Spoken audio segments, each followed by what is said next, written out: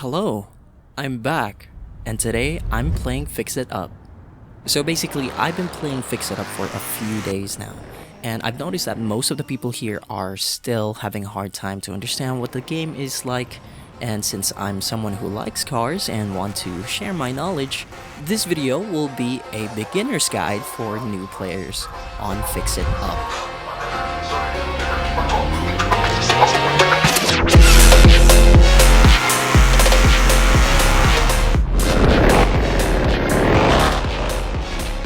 So when you join the game, you will spawn into a garage like this one.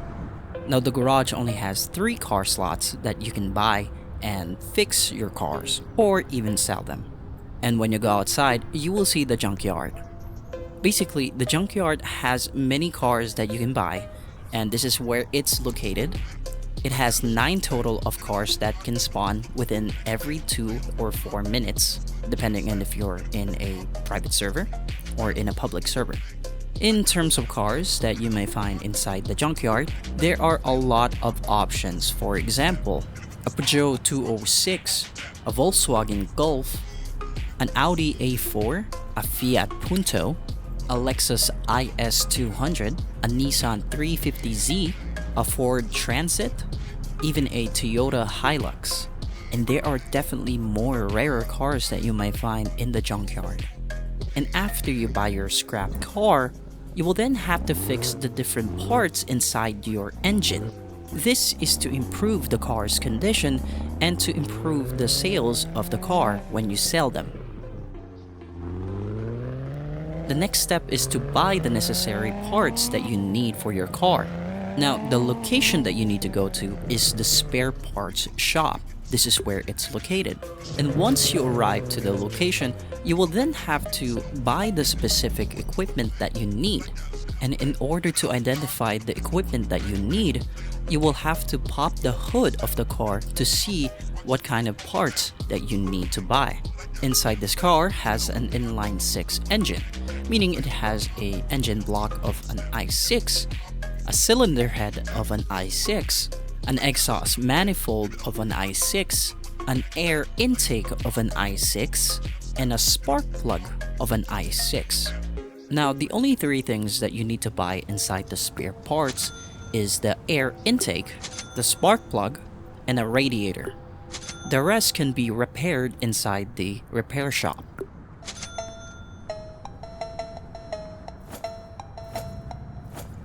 After you buy the spare parts, you will then have to reassemble the engine, starting with the engine block, then the cylinder head, the air intake, the exhaust manifold, the radiator, and finally, the spark plug. After assembling your engine, you will then have to go to the repair shop. This is where it's located, and once you arrive to the location, you will then have to put your car inside the lifter. Once again, you will open the hood and fix the other parts that you haven't touched yet. This would be the engine block,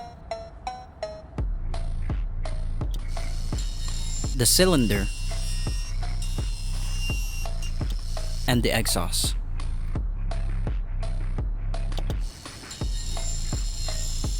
And also, don't forget about the batteries. And after repairing the parts, you will then have to reassemble the engine again, from the engine block, the cylinder, the air intake, the exhaust manifold, the battery, and finally, the spark plug.